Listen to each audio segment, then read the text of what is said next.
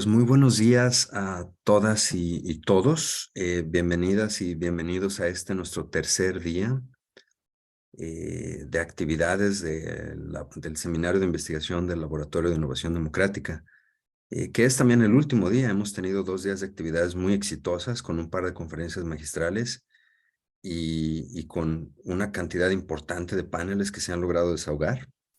Y hoy continuamos con nuestro tercer día. Eh, y para iniciar las jornadas de esta tercera vez que nos reunimos aquí en el seminario, vamos a iniciar con una conferencia pues de lujo. Tenemos un conferencista magistral, realmente un honor contar con la presencia del profesor Sergio Montero de la Universidad de los Andes, que es uno de los profesores de estudios urbanos más reconocidos a nivel internacional en el campo de la gobernanza urbana y el desarrollo económico. Y es realmente un honor contar con la presencia de Sergio. Sergio, muchísimas gracias y bienvenido al seminario. Vamos a arrancar con su conferencia magistral, que está titulada Democracia y Política Urbana, Experimentos Locales, Circulaciones Globales y Derechos a la Ciudad. Y me permito presentar a Sergio para ya pasarle la palabra y comenzar con su conferencia.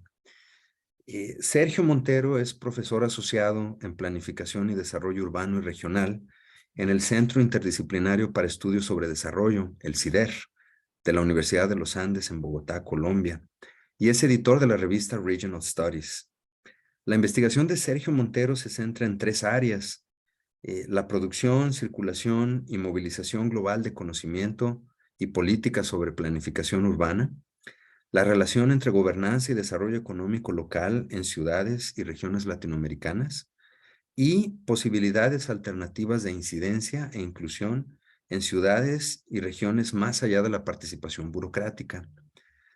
Su investigación ha sido publicada en revistas internacionales de estudios urbanos, regionales y latinoamericanos, como por ejemplo Urban Studies, Regional Studies, Latin American Perspectives, Environment and Planning A, el International Journal of Urban and Regional Research, que son todas revistas top del campo de los estudios urbanos. En 2017 fue galardonado con el premio de la Regional Studies Association y Routledge Early Career Award por su libro Fragile Governance and Local Economic Development, que escribió en coautoría con Karen Chappell en el 2018. Sergio es licenciado en Economía por la Universidad de Granada, en España, y tiene una maestría y doctorado en Planificación Urbana y Regional por la Universidad de California, Berkeley, en Estados Unidos. Pues como pueden ver, tenemos un conferencista realmente de lujo. Sergio, un honor que nos acompañes en el seminario de investigación del Laboratorio de Innovación Democrática. Eh, Te voy a pasar la palabra. La logística del evento es muy sencilla. Mira, tenemos toda la hora. Tenemos hasta las 10 de la mañana, hora del centro de México. Entonces, te paso el micrófono, la cámara, por favor, para que compartas tu pantalla y te tomes el tiempo que quieras. ¿Ok? 30, 40, 45 minutos. Tómate el tiempo que quieras para tu conferencia y después podemos iniciar una breve sesión de preguntas y respuestas con el público asistente. Le recuerdo al público que este webinar tiene una función de Q&A, de preguntas y respuestas, que está activada, y cualquier pregunta que tengan para Sergio en el transcurso de su presentación la pueden hacer ahí y la vamos a leer. Sergio, muchísimas gracias, amigo querido, un honor.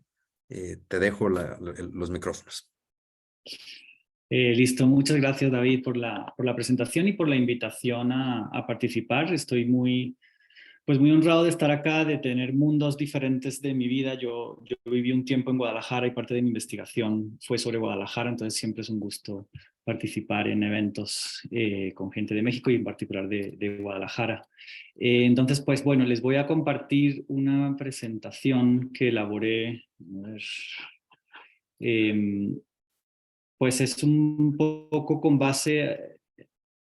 compartir pantalla acá. ¿Sí lo están viendo?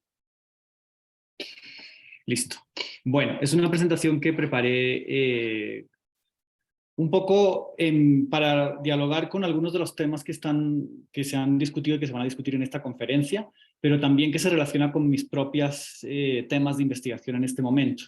Entonces, pues lo que intento es no centrarme en mi investigación, sino tal vez abrir preguntas grandes sobre un tema que me ha llevado interesando mucho tiempo y que creo que le interesa a mucha de la gente que está acá en esta conferencia, que es la relación entre democracia y política urbana en particular. Entonces, bueno, lo que voy a hacer es contarles como tres aspectos que creo o tres áreas que son clave para pensar esa relación entre democracia y política urbana, que son este énfasis en los experimentos y los laboratorios a nivel local, las circulaciones de conocimiento y las contradicciones que hay en ellas, y la idea de los derechos en plural, y ahora después les contaré un poquito más por qué en plural y no en singular. Entonces, bueno, quería antes de nada como recopilar, yo estuve en la conferencia magistral de Carla, en la de Luis Ortiz ayer, me parecieron muy interesantes ambas y quería un poco poner en relación mi charla también con lo que se ha estado discutiendo en el seminario estos últimos 2 días. Creo que ha habido un gran consenso alrededor de que la democracia no la podemos seguir pensando como un sistema electoral o como las normas o las leyes que generan un sistema democrático, ni tampoco como los derechos nuevos que muchos de los países latinoamericanos, desde luego Colombia, desde la Constitución del 91, incorporaron a sus marcos legislativos, a sus constituciones, sino que la democracia es algo más, ¿no? Entonces alguien el primer día citó un libro de John Dewey, la democracia como forma de vida, ¿no? La idea de cómo pensamos en la democracia como un acto cotidiano. Quería destacar también, me interesó mucho de la conferencia de Luis Ortiz, cómo hablaba de las derivas autoritarias y ese aumento en las clases medias que a pesar de su aumento no ha borrado lo que el Latinobarómetro llama las desigualdades milenarias, ¿no? Entre los países latinoamericanos. Y la propuesta de Luis me pareció muy interesante como unas políticas redistributivas para generar esa confianza institucional y como una protección social, lo llamaba él, al emergente también populismo. De Carla Valverde me gustaría destacar también varias cosas que dijo que me pareció interesante, la crisis de la democracia representativa y la necesidad también de recuperar la confianza. Y ella también hizo mucho énfasis en las ciudades, incluso mencionó la idea de la co-creación como una esperanza, ¿no?, para generar nuevas formas de participación ciudadana. Y a partir de ese punto es que quiero enlazar con lo que yo voy a decir, porque creo que hay muchos hilos acá que se conectan con intereses míos y obviamente pues se conectan porque son temas clave, yo creo, hoy día en estas discusiones sobre democracia y política pública, y sobre todo lo que tiene que ver con la ciudad. Muchas veces, y digamos que mi entrada a estos debates es a través de la ciudad, es a través de los debates de la planeación urbana, los debates que la planeación ha tenido sobre cómo hacer la planeación urbana más participativa, cómo transitar de ese modelo tecnocrático, top-down, hacia un modelo más democrático y participativo, y todas las contradicciones que surgen en la ciudad alrededor de eso, ¿no? Entonces, lo que yo también quería empezar diciendo es que la ciudad, a pesar de ser una polis, digamos, o un lugar más pequeño donde ocurre la política, sigue teniendo muchas contradicciones y muchas tensiones que es importante entender. Entonces, pues yo les quería hablar en esta conferencia de varias de esas tensiones al pensar, y entonces la relación entre democracia y política urbana. Y una primera es pensar la democracia como democratización. Eso creo que, al menos a mí en mi investigación, ha sido muy útil pensar la democracia no como algo estático al que se llega o no se llega, sino la democracia como un proceso de democratización. Y acá destaco una cita que a mí pues, me ha ayudado siempre mucho como a pensar estos temas, y es una cita de un texto de Teresa Caldeira y James Holston, en donde hablan que en Brasil la marca de la democratización del país, no, pues pasando del régimen dictatorial que tenían en los 80s hacia los 90s, ¿no?, y toda una serie de regímenes de libertades y de elecciones democráticas, pero ellos afirman que la marca no fue de la democratización no fue la política electoral, sino la explosión de la participación popular y un involucramiento masivo de los ciudadanos en debatir el futuro del país, ¿no? Entonces eso me parece que refleja muy bien como en esa cita la idea de cómo ponerle énfasis a la democratización como un proceso que está siempre inacabado, que tiene contradicciones, y que esa manera de pensarlo es más útil que pensarlo la democracia como un concepto estático, ¿no? O un concepto weberiano ideal. Entonces, bueno, eso en primer lugar. Pero entonces creo que en esta conferencia en general pues esa idea se ha debatido mucho, la idea de que no podemos pensar la democracia como algo, como un sistema electoral, sino como la práctica, la cotidianidad. Y creo que lo que yo quería también en esta conferencia ahora era problematizar la idea de la ciudad. Tampoco podemos seguir pensando a la ciudad o lo urbano como una cosa estática, como un contenedor donde ocurren dinámicas políticas, y esto ha pasado mucho en la ciencia política y también los estudios de urban politics, ¿no? La idea de que, bueno, estudiamos como es tan complejo el país, como es tan compleja la escala nacional, estudiamos la ciudad como una cosita más pequeña donde podemos realmente ver como una cosa donde se contienen esas dinámicas políticas y por tanto nos permite estudiarlo y analizarlo mejor. Esta idea de la ciudad como un contenedor, digamos como una cosa que ocurre en un lugar particular y que está delimitada por unos límites, ¿no? Pues tiene sus orígenes en los estudios urbanos desde la escuela de Chicago, la famosa escuela de Chicago de sociología, ¿no? Y el modelito de la ciudad como un círculo concéntrico, la idea de que uno podía como representar la ciudad como un círculo con un centro y una periferia, pero que esa periferia en un momento dado acababa, ¿no? Y una serie de discusiones que surgieron después, las discusiones, los famosos debates sobre el poder en la comunidad, ¿no? El pluralismo de Roald Dahl con las teorías de las élites. Muchas de estas discusiones tenían a la ciudad como un lugar donde observar dinámicas, como un lugar, digamos, contenido. Y frente a eso surgen luego, digamos, como en los 70s, 80s, la crítica marxista, ¿no? Que lo que trae a los estudios urbanos o a la manera de pensar en la ciudad es pensar la ciudad.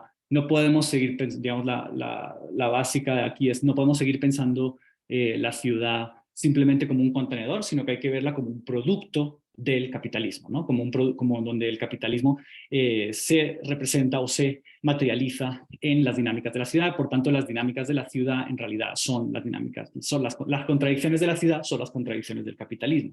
Y ahí surge toda una teoría, digamos, y toda una línea intelectual en estudios urbanos que critica a esa idea inicial de la ciudad como contenedor y la presenta como un producto. Entonces, pues tenemos, digamos, los textos clásicos de Manuel Castells y Henri Lefebvre, digamos, empiezan a generar esa idea, esa crítica marxista de la ciudad, y que luego, durante los 90s y 2000s, pues con autores como David Harvey y más recientemente Neil Brenner, con su tesis de la urbanización planetaria, ¿no? Lo que nos dice es que la ciudad simplemente es el producto de ese capitalismo y por tanto no podemos pensarla como algo contenido y limitado. Bueno, frente a esas dos visiones de la ciudad, yo quería contraponer otra más, que es en la que yo tal vez he trabajado más y que me parece muy productiva también, y es pensar la ciudad como algo relacional. Es decir, la ciudad, sí, la ciudad existe, está contenida en un lugar, digamos, hay un límite administrativo de la ciudad, pero realmente las fuerzas y las dinámicas de poder que producen la ciudad no son solamente locales, no están contenidas, sino que la ciudad siempre está influenciada por discursos globales, fuerzas y relaciones de poder a nivel global, que influyen en lo que construimos, en lo que producimos de la ciudad. Está influenciado por gente de otros lugares que están en la ciudad, ideas de otros lugares que están en la ciudad. Obviamente las fuerzas también del capitalismo, ¿no? que afectan a la ciudad.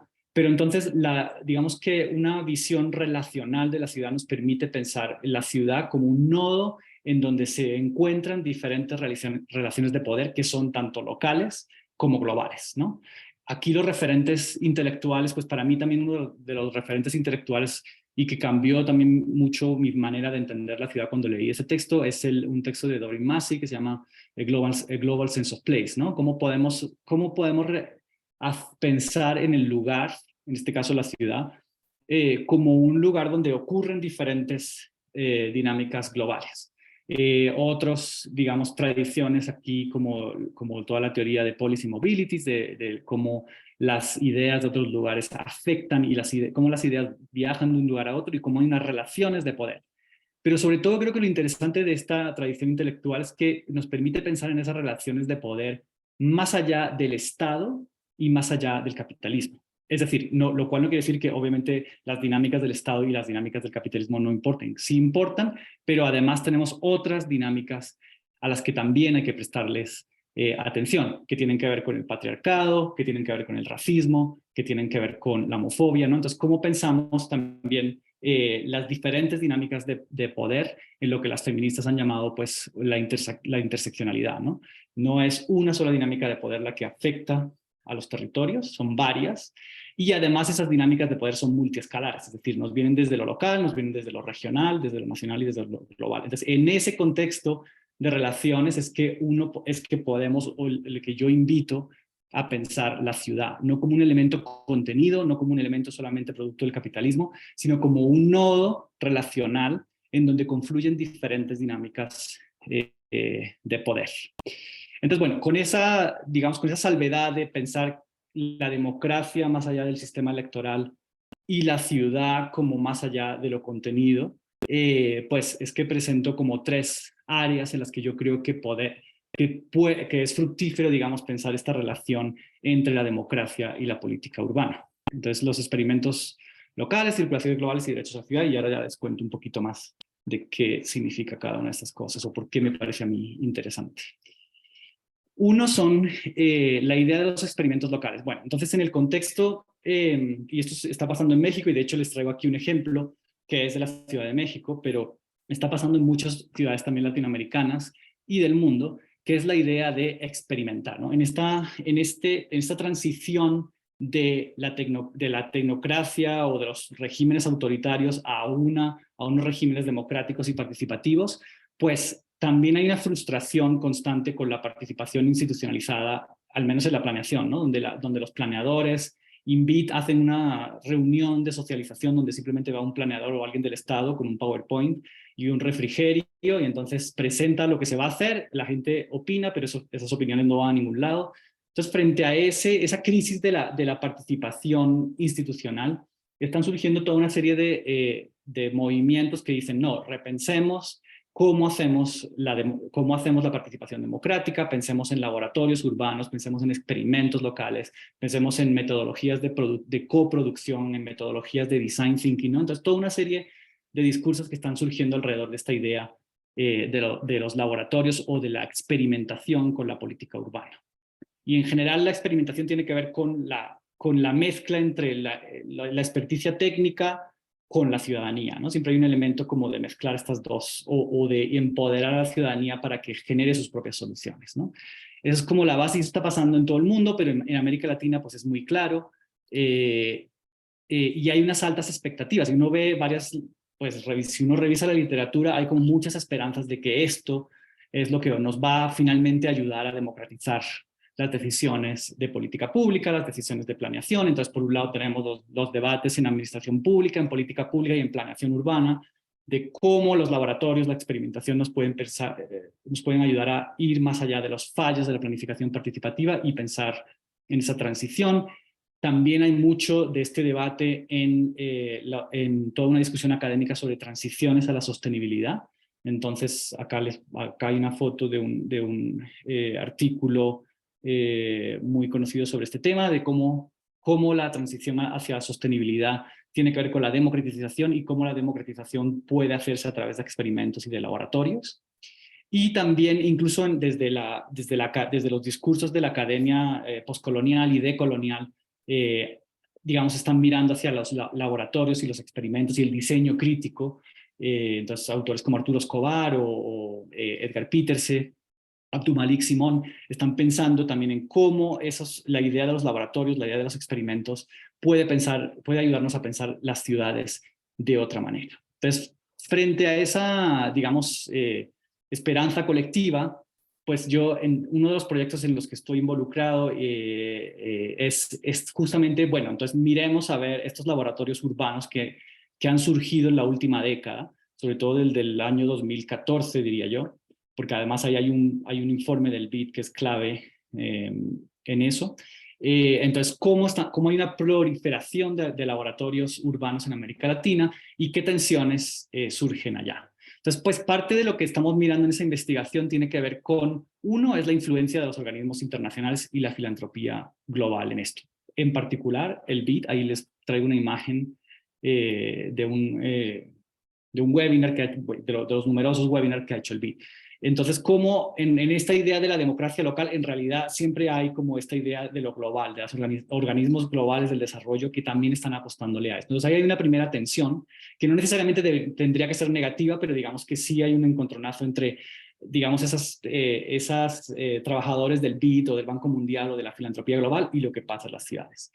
Por otro lado, lo que también vemos en esta investigación sobre laboratorios son que estos laboratorios normalmente emergen con la lógica de proyectos, ¿no? Entonces son ciclos cortos de financiación con un énfasis en una intervención particular o lo que se ha llamado el urbanismo táctico, como de demostrar cosas pero no necesariamente darle seguimiento. Entonces ahí se genera también una tensión porque luego, pues muy bien, se crea un laboratorio, se crea un proyecto de urbanismo táctico, pero al año ya no existe o al año se acabó la financiación, entonces vuelve y hasta el siguiente año no hay otro proyecto, pero entonces el proyecto del año siguiente ya es diferente, no hay continuidad. Entonces, bueno, hay una tensión que estamos viendo en esta investigación. Otro énfasis, como ahí mismo dice en el póster del Banco Interamericano, es el énfasis en las soluciones y en las buenas prácticas. Es decir, la idea en que lo que tenemos que hacer es no nos compliquemos la vida, repliquemos lo que ya se ha hecho en otras ciudades, porque ha funcionado, porque, ¿no? Entonces, como eso que yo en un artículo mío anterior le llamo a eso solucionismo urbano, por una parte uno diría, pues eso es bueno porque aterriza a la gente a que ponga la energía en diseñar soluciones, pero por otra parte lo que ocurre con eso es que se ignoran hacer preguntas sobre las causas del problema y también se ignoran las causas multiescalares del problema, ¿no? Muchas veces los problemas de la ciudad no se originan solamente en la ciudad, sino que también tienen otros lugares donde se originan. Entonces, bueno, eso también es una tensión que yo veo, esa idea, ese énfasis en las soluciones y las buenas prácticas como una prioridad. Y lo que otro colega mío con el que estamos haciendo esta investigación, Ryan Whitney, le ha llamado cómo estos laboratorios están llenos de lo que él le llama trendy urbanists, ¿no? Como esta especie de personajes que han estudiado en Harvard, que han estudiado en MIT, que han estudiado en la London School of Economics y que vuelven a América Latina y entonces muchos de ellos trabajan en estos laboratorios y cómo su privilegio educacional también muchas veces los desconecta de los propios problemas. Entonces muchas veces estos personajes que trabajan en laboratorios financiados por entidades internacionales están muy conectados a los discursos globales, pero están desconectados de lo que está pasando en lo local o los problemas sobre todo de poblaciones marginalizadas, vulnerables, ¿no? Entonces eso surge como una tensión ahí también.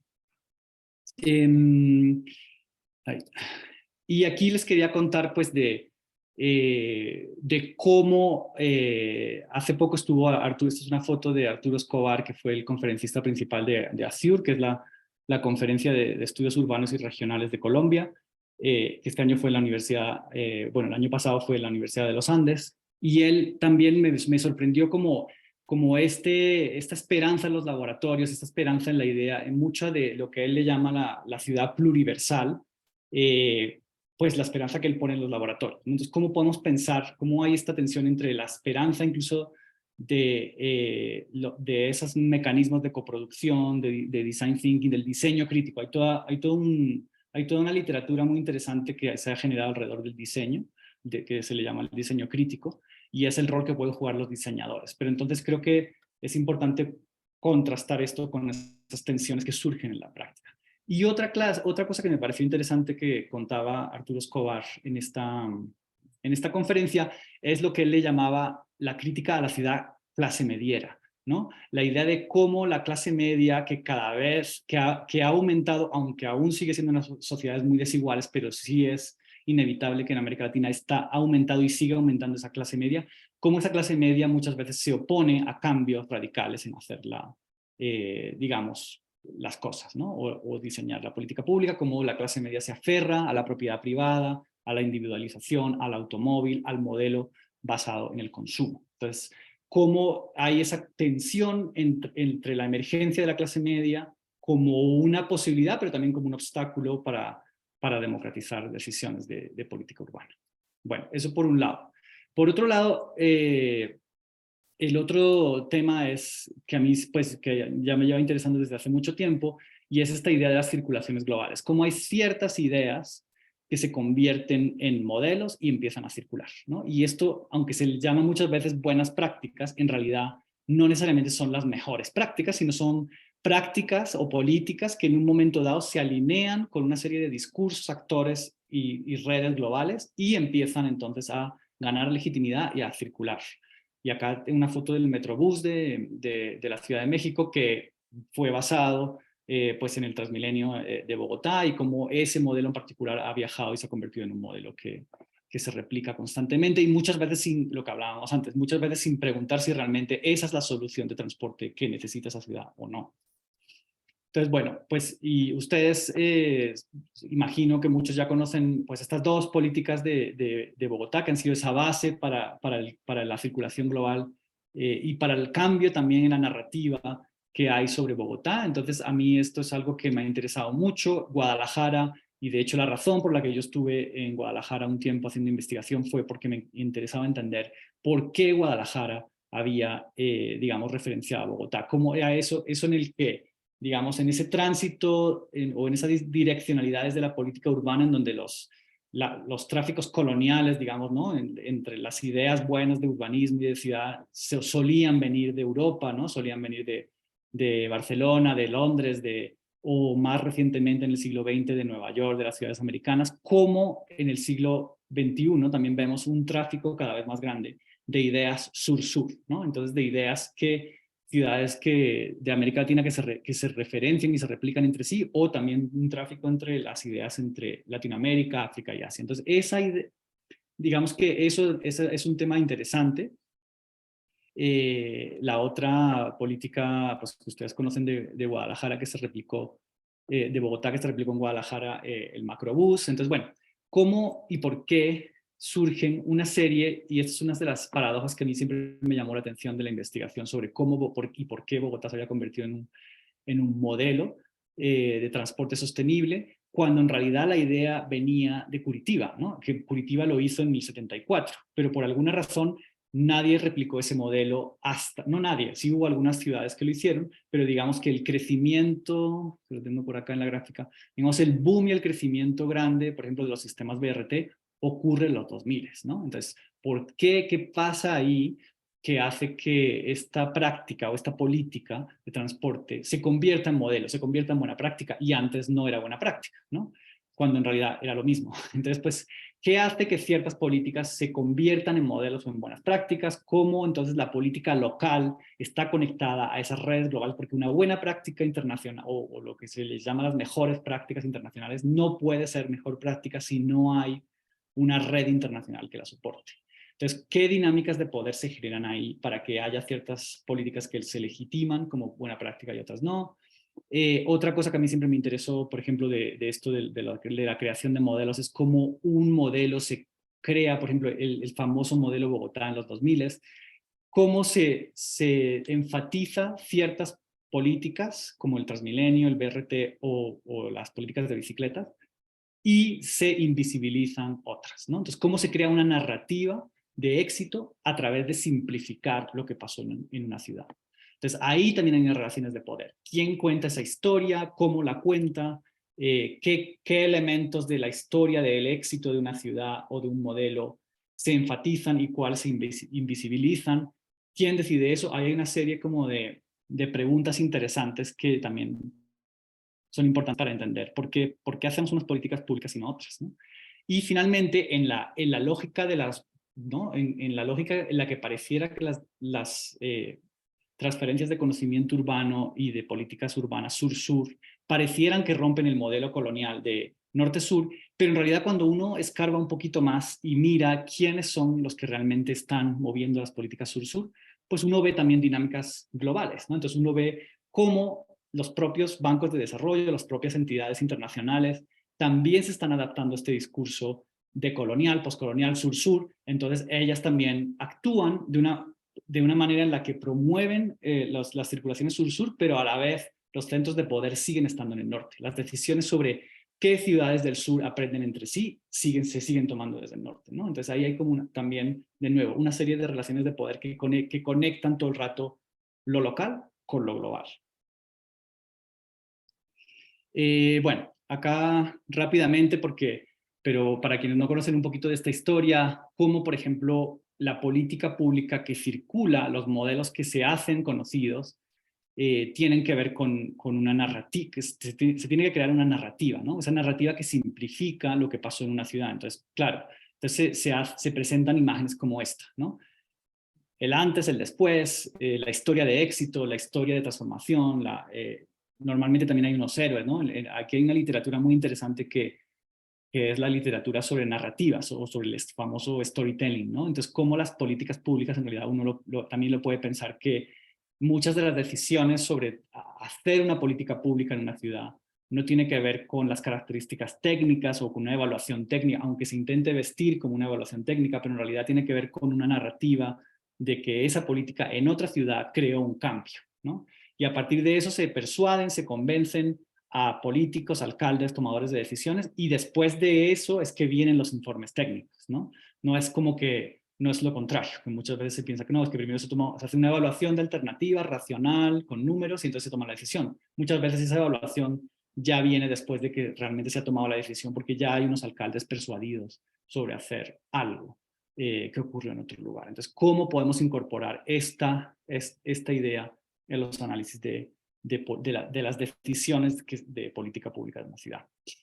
Lo que no circula, obviamente, entonces cuando una ciudad o una historia de transformación circula, hay obviamente otra parte que se invisibiliza, y esa parte son los fracasos de esa política en la ciudad, pero también los cambios legales e institucionales que ocurrieron para que esa política pudiera pasar. Entonces, cuando hablan, por ejemplo, cuando se habla de Bogotá y del éxito de sus políticas de bicicletas, o del BRT, no se habla de los cambios institucionales que permitieron que una ciudad, por ejemplo, como Bogotá, a finales de los 90, tuviera los fondos suficientes para poder construir un sistema, por ejemplo, como Transmilenio.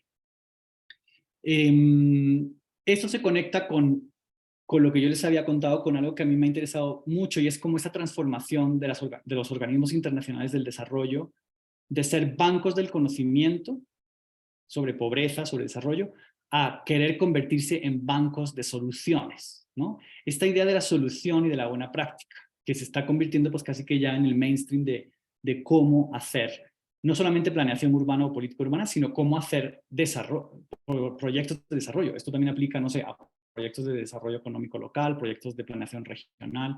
Muchas de las cosas lo que se hace y lo que se llega es, bueno, tú quieres hacer algo en este tema, acá tienes como 4 ejemplos de ciudades que han hecho algo similar. Entonces, elige, ¿no? Y esa lógica está permeando cada vez más en los organismos internacionales de desarrollo y en la filantropía global, que es la que financia también muchas veces a las ciudades.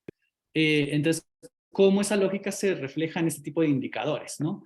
La idea de cómo podemos medir el éxito de una iniciativa nueva a través de cuántas ciudades la han adoptado, ¿no? Este es un gráfico de Embark, que era una ONG o think tank global, digamos, que quería promover el desarrollo, el transporte sostenible, y entonces su manera de medir el impacto que ellos habían tenido en el mundo era a través del número de ciudades que han implementado las políticas o las buenas prácticas que ellos identificaron. Entonces, obviamente ahí está el BRT, obviamente ahí está la ciclovía, obviamente ahí está una serie de las bicicletas compartidas, una serie de políticas que son las que hoy día vemos que están pasando en muchas ciudades del mundo, y cómo hay esa lógica del solucionismo urbano detrás, ¿no? Entonces eso me parece importante, que es importante entenderlo para no sucumbir a esa tiranía de la filantropía global y al final de unos millonarios, ¿no? Porque al final, pues la filantropía global, ¿quiénes son?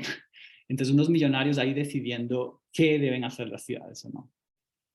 Bueno, el otro tema al que algunas preguntas que se podrían, esta presentación les voy a dejar más que respuestas, les voy a dejar muchas preguntas, porque pues son preguntas que yo mismo me hago, pero ojalá también creo que les puede interesar a otras personas que hagan investigación sobre esos temas.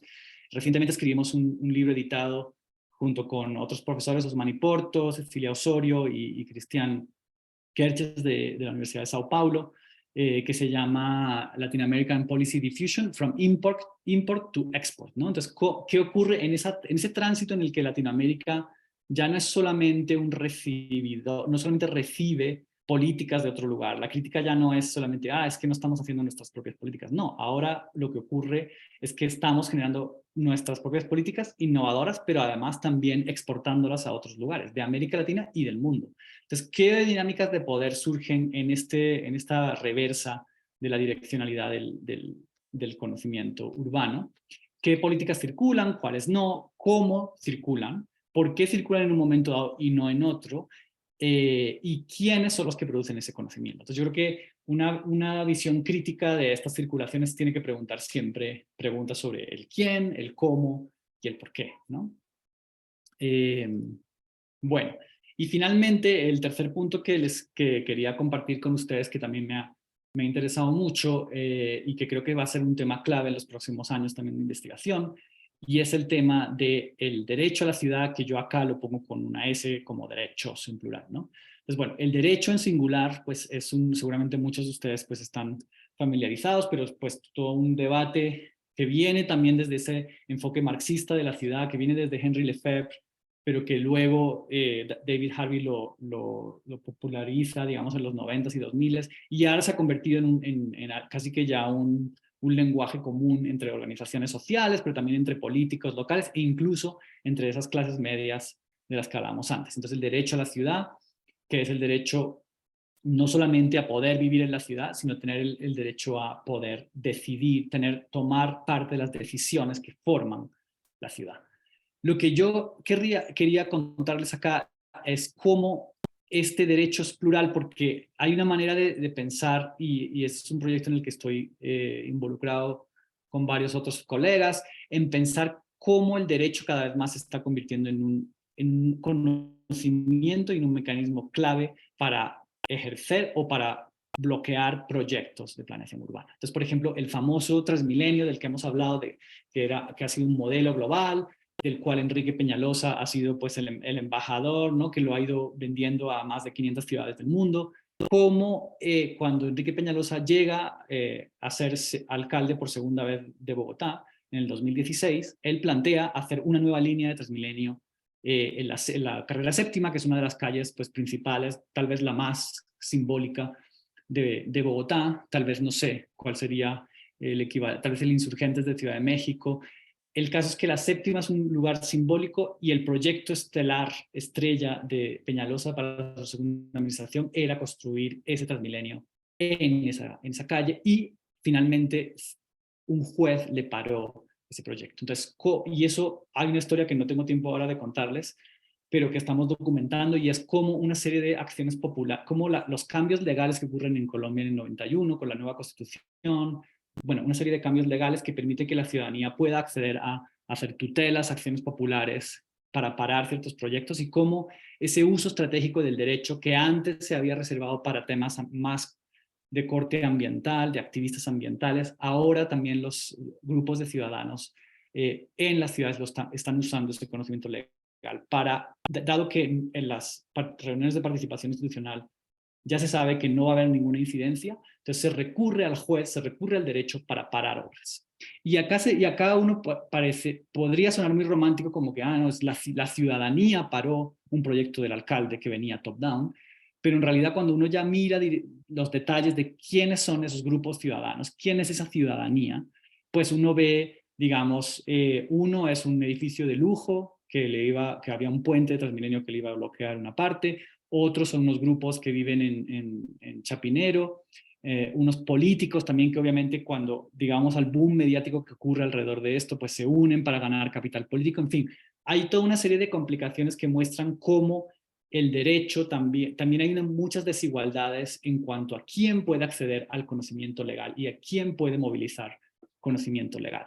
Entonces, esta es una entrevista que le hicieron a Enrique Peñalosa justo después de dejar la alcaldía, su segunda alcaldía, como un balance sobre lo que había ocurrido sobre su administración, y pues me llamó la atención que lo que decía es que más que nada lo que más le duele de esta segunda administración es que los jueces no le dejaron hacer sus obras, ¿no? Entonces ahí vemos cómo está como esa legitimidad global también puede pararse a nivel local, como la política local importa, pero esa política local está inserta ahora también en unas dinámicas de movilización estratégica del derecho, quién puede movilizar a los jueces, por cómo los jueces toman decisiones sin conocimiento sobre planificación urbana, por qué un juez puede tomar una decisión que hizo un equipo técnico de planeadores del transporte. En fin, ahí hay una serie de contradicciones que son interesantes pues analizar más a fondo.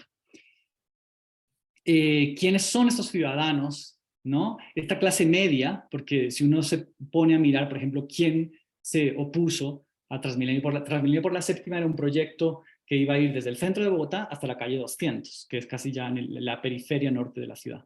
Quienes se manifestaron sobre todo fueron las personas que vivían en la parte central del proyecto, que es la parte de, pues no sé si conocen Bogotá, pero es la parte de Chapinero y Usaquén, que es la parte también pues donde vive la gente con más dinero de ese tramo, ¿no? Entonces, ¿qué ciudadanía puede protestar? ¿Qué derechos a la ciudad son válidos? ¿Qué rol juegan las clases medias en este contexto de grandes obras de infraestructura? En fin, aquí hay como una serie de dilemas que pues, a mí me parecen interesantes y que creo que tienen aplicabilidad, además, no solamente en Bogotá, sino también en otros lugares de América Latina. Cómo los políticos locales, concejales, se alinean con ciertas causas ciudadanas, pero más con un interés político, y cómo pueden acabar bloqueando proyectos grandes para la ciudad.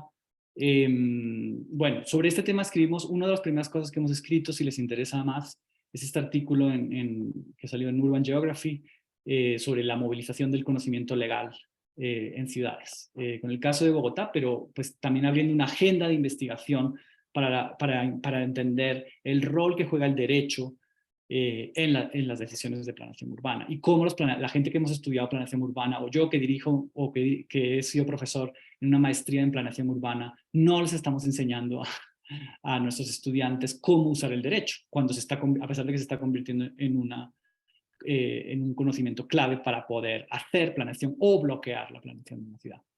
Bueno, y para concluir, voy a ser muy rápido porque ya se me va a ir casi todo el tiempo, pero acá hay una serie de preguntas que ya he dicho, entonces muy rápidamente, ¿cómo pensamos la democracia más allá del sistema electoral? Pero ¿cómo pensamos la ciudad más allá de esa idea de que sea un contenedor delimitado, sino que la ciudad siempre es un nodo donde ocurren diferentes relaciones de poder?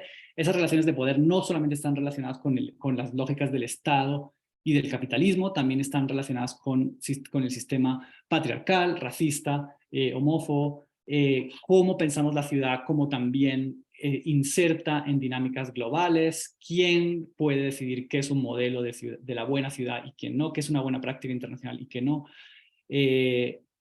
Los laboratorios y los experimentos creo que es un área muy interesante de investigación y de práctica, no solamente de investigación, de la práctica de la planeación, pero también cómo somos conscientes de los límites de esos experimentos, de que el hecho de que estemos diciendo que usamos metodologías de coproducción o metodologías de design thinking no es suficiente para garantizar que eso sea un ejercicio democrático. Bueno, ahí hay una serie como de tensiones que creo yo que se conectan con otros debates que están pasando actualmente. Por ejemplo, el libro que recientemente sacó Mariana Mazzucato, como muchos de esos laboratorios son consultorías, ¿no? Se vuelven como una cosa que son proyectos de un año, son estructuras paralelas al Estado, con lo cual en el fondo lo que están es volviendo a generar una distancia del Estado, y es como, bueno, el Estado no se puede cambiar, entonces más bien hagamos esta estructura paralela aquí, un laboratorio. Entonces, ¿cómo hacemos para invertirle a cambiar realmente, a transformar las instituciones locales como un elemento que le dé al cambio un largo plazo y que no sea un proyectito que termina después de un tiempo? Lo que David López también habló en algún momento como lo que él le llama fast track institucionalización, fast track, ¿no? Entonces, sí, fast track, creamos un laboratorio, pero entonces, ¿qué? Ese laboratorio dura 2 años y luego termina y seguimos con la misma estructura burocrática que no ha cambiado. Entonces, bueno, ahí hay una serie de discusiones que son interesantes. Estas discusiones sobre la clase media es un tema que a mí, por ejemplo, me ha interesado mucho, que todavía no termino de saber cómo llamarle a esto, lo que Arturo Escobar le llama la ciudad clase mediera. Es esa ciudad, cómo se relaciona esa clase media emergente en América Latina con los progresismos, con los conservadurismos, con los populismos, ¿no? Como la idea del el término norteamericano de NIMBY muchas veces no nos sirve para expresar lo que está pasando en las ciudades latinoamericanas. Hay unos elementos que lo vuelven. Y creo que finalizaría con esta cita de Mariana Malverde, de un artículo que a mí me gusta mucho que se llama Seeing Like a City, como mirar como la ciudad, y cómo muchas veces romantizamos la idea de que una solución o un instrumento o una política va a solucionar un problema. Y lo que nos dice muy bien Mariana Valverde en este artículo es que una política, un instrumento per se, una herramienta de planeación per se, no es la solución para nada. Depende de la política, de la lógica de gobernanza, de los intereses políticos que hay detrás de eso y de quién la está ejecutando, ¿no? Entonces creo que eso es muy importante también tener en cuenta en este momento en el que estamos dominados, en cierta manera, por esas lógicas de las buenas prácticas y de las soluciones rápidas y supuestamente democráticas y experimentales. Bueno, ahí lo dejaría y pues creo que nos quedan unos minutos para preguntas. Y también pues acá les dejo mi email por si les interesa.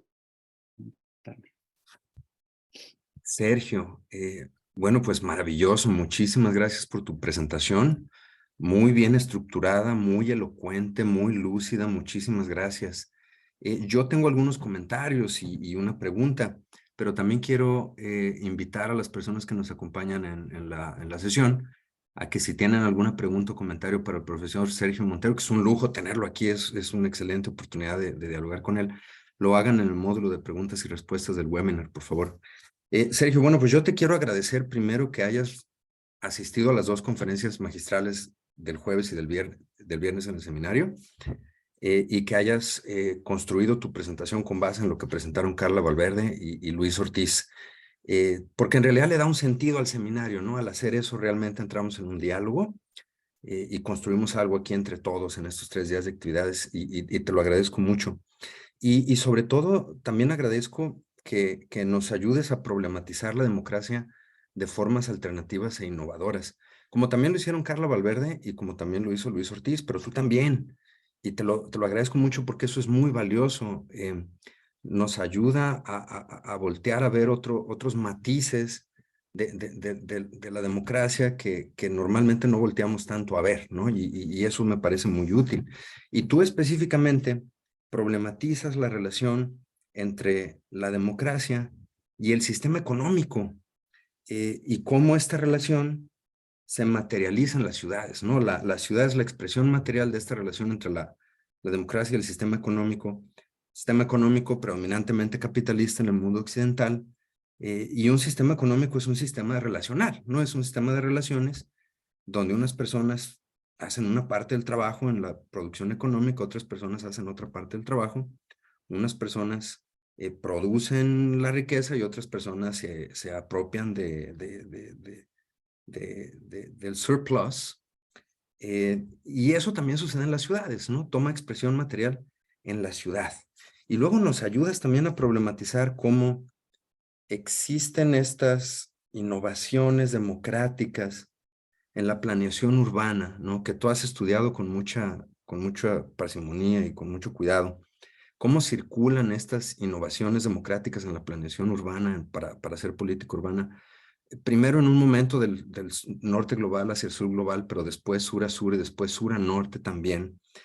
Pero creo que problematizas muy bien cómo estas innovaciones democráticas en la planeación urbana parece que se quedan muy cortas por diferentes razones y por diferentes motivos, se quedan muy cortas para poder influir en esa relación que problematizas entre la democracia y el sistema económico y su expresión material en la ciudad, ¿no? Por diferentes motivos, como por ejemplo la narrativa, ¿no? Yo me pregunto, ¿qué actores producen las narrativas? Debe haber también ahí una disputa política por confeccionar la narrativa que se va a llevar a una ciudad y poder influenciar las políticas, ¿no? Entonces ahí el reto me parece es cómo democratizar la conformación de esas narrativas en las ciudades. Esa es una primera pregunta que tendría para ti. ¿Cómo te imaginas que podríamos democratizar la producción de la narrativa? La otra es, ante estos tendencias emergentes como el derecho a la ciudad, que problematizas muy bien, ¿no? Que se toma como bandera política, pero también y cada vez más está tomando vertientes en ordenamientos jurídicos, materializándose en arreglos institucionales, pareciera ser, y creo que lo problematizas muy bien, pareciera ser que cuando se trata de garantizar el derecho a la ciudad o los derechos a la ciudad, en una sociedad, en un contexto de una sociedad urbana que es altamente desigual de entrada, parecería que al final del día lo que se está haciendo es, cuando los actores ejercen su derecho a la ciudad, se termina reproduciendo las desigualdades urbanas existentes, ¿no? Entonces yo ahí tendría una segunda pregunta para ti.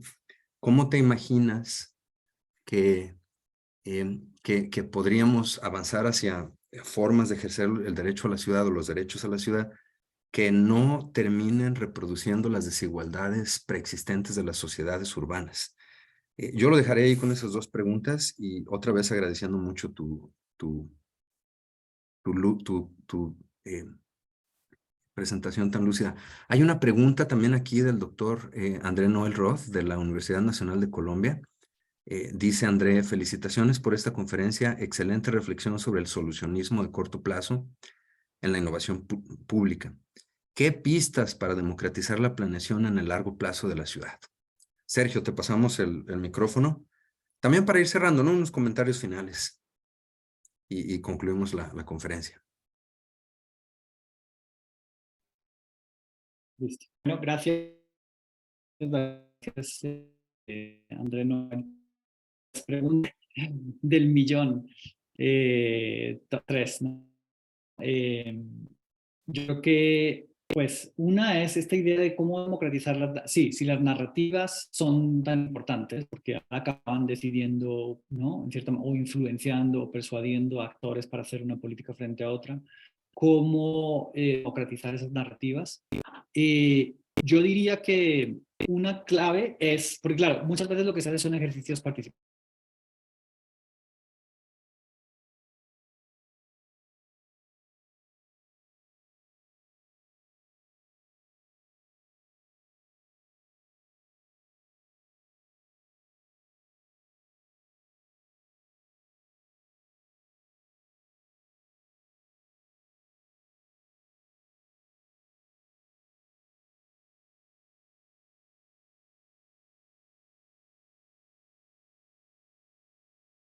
Sergio, creo que no te estamos escuchando. Me parece que se perdió tu audio y se congeló la imagen.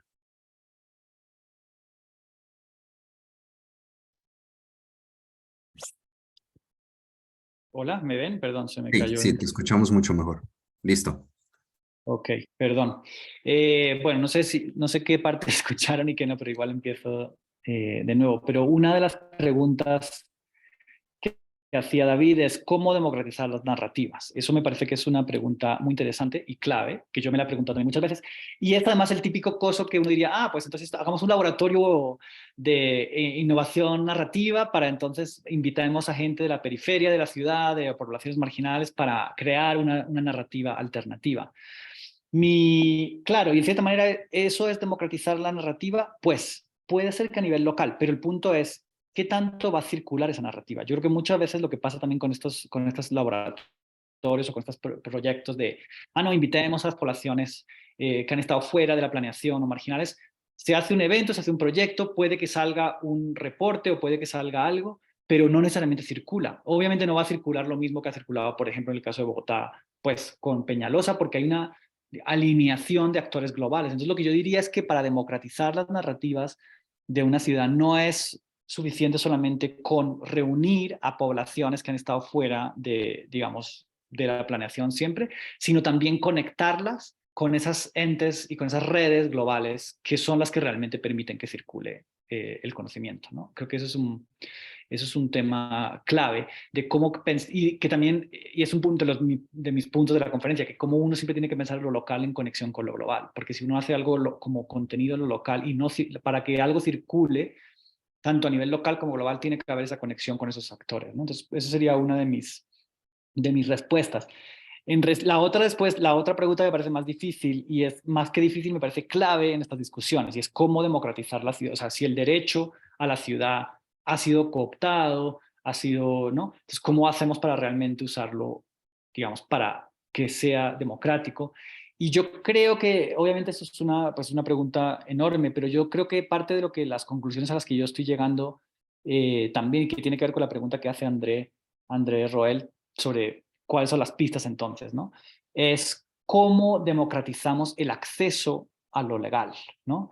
Porque, claro, no es solamente el derecho a la ciudad o poner en la Constitución o en una serie de leyes, no, si usted ¿no? Si usted no está de acuerdo con un proyecto, puede ahora poner una demanda y pararlo, como pasó, por ejemplo, en Bogotá con el proyecto de Transmilenio por la Séptima. Pero realmente, ¿quién tiene el acceso a eso? ¿Quién puede pagar un buen abogado para que haga eso? O sea, parar un proyecto de esas dimensiones requiere un conocimiento legal muy complejo y muy sofisticado.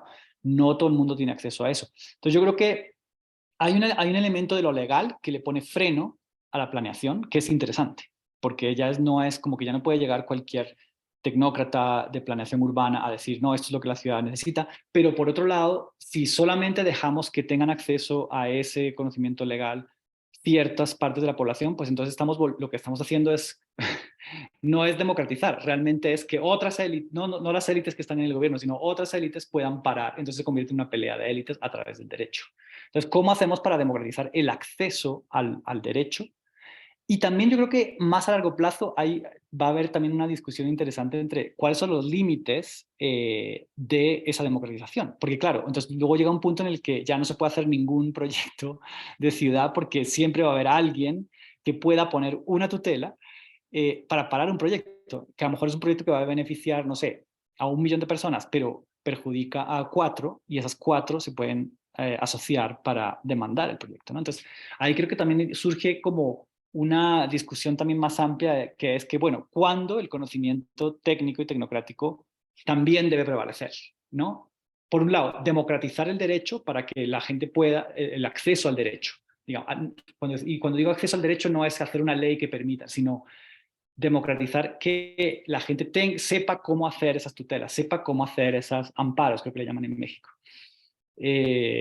Eso por un lado, pero por otro lado, sí, ¿qué rol juegan entonces los jueces? ¿Cómo también entrenamos a los jueces en temas de planeación urbana? Porque también lo que está pasando es que entonces ya un tema de planeación urbana llega al juez y el juez acaba tomando una decisión que normalmente se limita a lo procedimental, es decir, a si el proyecto cumplió con ciertos trámites, si incluyó no sé qué en el contrato o no, pero no realmente evalúa qué impacto en términos de justicia social o de equidad puede tener un proyecto. Entonces, bueno, no sé, lo dejaría ahí. Muchas gracias, Sergio. Bueno, pues podemos estar aquí platicando otras 2, 3 horas, pero desafortunadamente se nos terminó el tiempo. Sergio, muchísimas gracias otra vez por haber aceptado dar esta conferencia magistral. Un honor, en serio, para el Laboratorio de Innovación Democrática. Y bueno, pues aquí damos por concluida la conferencia. Recordar a todas y todos los asistentes que los paneles simultáneos los iniciamos ahora a las 10:30 de la mañana, hora de Guadalajara. La única forma de entrar a las salas de Zoom es a través de los botones que dicen ingresar en el programa, en la página del laboratorio. Y pues nada, buena suerte, que sea una jornada muy productiva, que reciban mucha retroalimentación y que sea muy útil para los trabajos de investigación de todas y todos. Sergio, muchas gracias. Hasta luego. Bueno, gracias David, chao. Chao.